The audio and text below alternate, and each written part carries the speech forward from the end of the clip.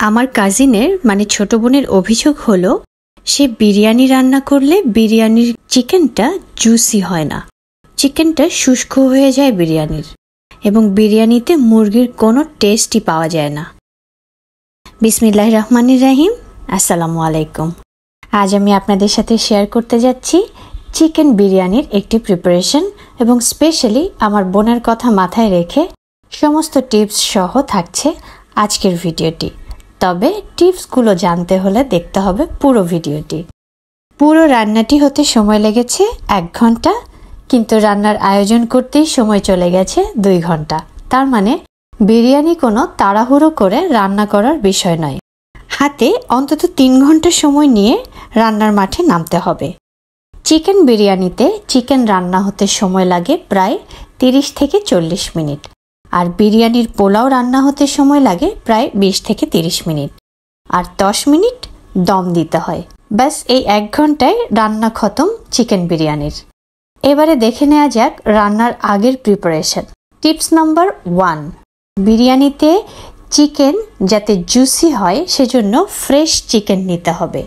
Deep ফ্রিজে রাখা মুরগি দিয়ে বিরিয়ানি রান্না করলে সেই বিরিয়ানিতে চিকেন জুসি থাকবে না, তাই ফ্রেশ মুরগি দিয়ে বিরিয়ানি রান্না করতে হবে। এ কারণে 2টা মুরগি কেটে পরিষ্কার করে ধুয়ে ম্যারিনেট করে রাখা হয়েছে। মুরগিতে ম্যারিনেশনের জন্য দেয়া আছে বাটা মশলা। বাটা মশলার মধ্যে রয়েছে রসুন বাটা, আদা বাটা, আর গুঁড়ো মশলার মধ্যে রয়েছে ধনিয়া গুঁড়া, জিরা গুঁড়া, লাল মরিচের গুঁড়া, সামান্য হলুদ গুঁড়া, পরিমাণ মতো লবণ। আর গরম মশলার মধ্যে রয়েছে বড় এলাচ, ছোট এলাচ, দারুচিনি, লবঙ্গ, গোলমরিচ এবং তেজপাতা। এগুলো দিয়ে মুরগি ভালো করে মেখে ম্যারিনেট করে রাখা হয়েছে 20 থেকে 30 মিনিটের মতো। এদিকে কালিজিরা চাল ধুয়ে 20 মিনিটের জন্য ভিজিয়ে রাখা হয়েছে। টিপস নাম্বার 2, এই যে 20 মিনিট ভিজিয়ে রাখা হয়েছে এতে করে আসলে রাইসটা অনেক সফট হবে। বিরিয়ানিতে দেওয়ার জন্য আলু একটু ভাপিয়ে নিয়ে তেলে ভেজে নেওয়া হয়েছে। অন্যদিকে পেঁয়াজ বেরেস্তা করে নেওয়া হয়েছে। টমেটো কেটে রাখা আছে মুরগিতে দেওয়ার জন্য। টক দই ফেটে রাখা আছে এবং বিরিয়ানির মশলা দিয়ে মিক্সড করে রাখা আছে। যে কোনো বিরিয়ানির মশলা বা বাইরে কোনো প্যাকেট যেগুলো কিনতে পাওয়া যায় বিরিয়ানির মশলার, যে কোনো একটা মশলা ব্যবহার করা যেতে পারে বিরিয়ানি রান্নায়। এবারে মুরগি রান্নার পালা। কড়াইয়ে 2টা মুরগির আন্দাজে সানফ্লাওয়ার অয়েল নেওয়া হয়েছে এবং তাতে অনেকটা পরিমাণ পেঁয়াজ ভেজে নেওয়া হয়েছে। টিপস নাম্বার 3, পেঁয়াজ একটু বেশি পরিমাণ নিতে হবে, তাহলে গ্রেভিটা ভালো হবে। পেঁয়াজ ভাজা হয়ে গেলে মানে ট্রান্সলুসেন্ট হয়ে আসলে ম্যারিনেট করা মুরগি ঢেলে দিতে হবে এবং একটু করে গরম পানি দিয়ে মাংসটা কষাতে হবে। মোটামুটি 5 মিনিট মতো মাংস কষিয়ে নেওয়া হয়েছে। 5 মিনিট কষানোর পর মাংস সিদ্ধ হওয়ার জন্য গরম পানি দেওয়া হলো এবং 5 মিনিট ধরে ঢাকনা ছাড়াই মিডিয়াম হাই ফ্লেমে রান্না করার পর ঢাকনা দিয়ে মাংস রান্না হতে দিতে হবে আরও 5 মিনিটের জন্য। অন্যদিকে মুরগিতে দেওয়ার জন্য টমেটো অন্য পাত্রে লবণ দিয়ে ভাপিয়ে নেওয়া হচ্ছে।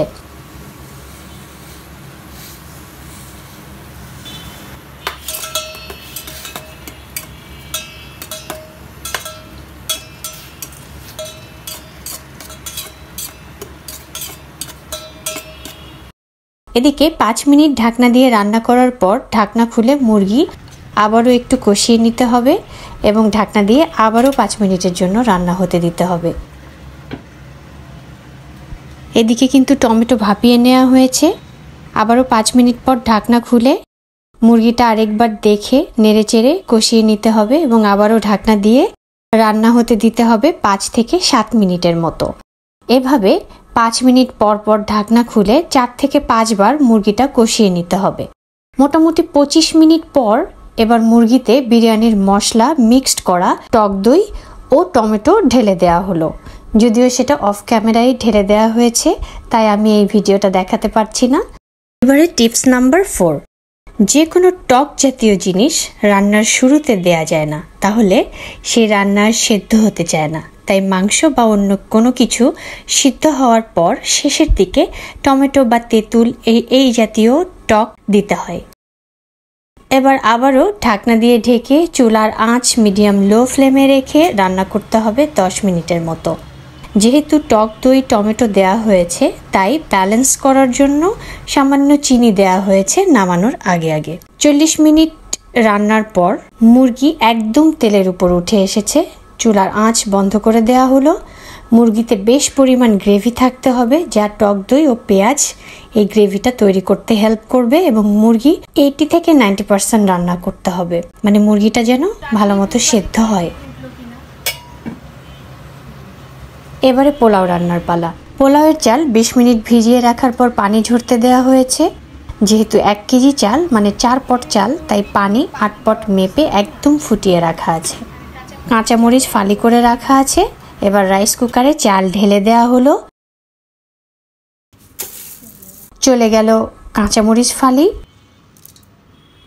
চাল অনুপাতে মশলা রেডি করে নেওয়া হচ্ছে। প্রথমে বাটা মশলা, সামান্য পরিমাণ আদা বাটা, রসুন বাটা, ধনিয়ার গুঁড়া, জিরার গুঁড়া, সব মশলাই সামান্য পরিমাণ দেওয়া হলো, কারণ মাংসতে এসব সব মশলাই অলরেডি দেওয়া হয়েছে। এবার মশলা ঢেলে দেওয়া হলো। চলে গেল গরম মশলা। গরম মশলার মধ্যে রয়েছে বড় এলাচ, ছোট এলাচ, দারুচিনি, গোলমরিচ, লবঙ্গ, তেজপাতা। চলে গেল পরিমাণ মতো লবণ। এবারে চলে গেল পেঁয়াজ বেরেস্তা।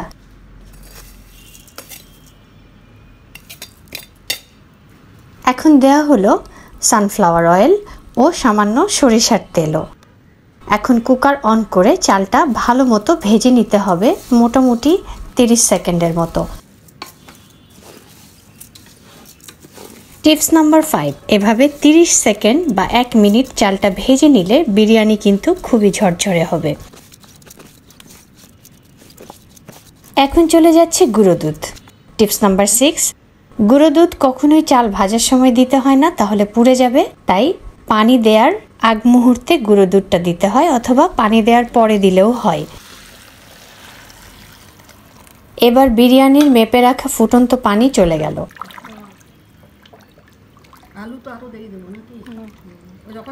এবারে ঢাকনা দিয়ে ঢেকে 7 মিনিট মতো রান্না হতে দেয়া হলো। 7 মিনিট পর ঢাকনা খুলে তাতে ভেজে রাখা আলু দেয়া হলো, সেই সাথে 2 ফালি লেবুর রসও দেয়া হলো। টিপস নাম্বার 7, এই পর্যায়ে লেবু দিলে বিরিয়ানি অনেক ঝরঝরে হবে। এখন চলে যাচ্ছে রান্না করা চিকেন।